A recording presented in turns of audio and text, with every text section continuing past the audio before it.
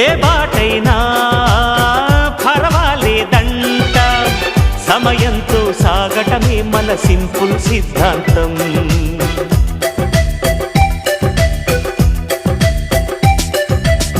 చిరుగాలికి పరిమళమిచ్చే సిరిమల్లెల వనమై ఉందాం, గగనాన్ని నేలను కలిపే హరివిల్లుల బంతెన అవుదాం.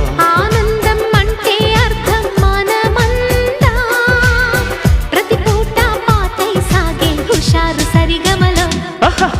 ఎన్నో ఎన్నో రాగాలుండే సంగీతం కాదా, చల్లకి నవ్వుల కేరింత.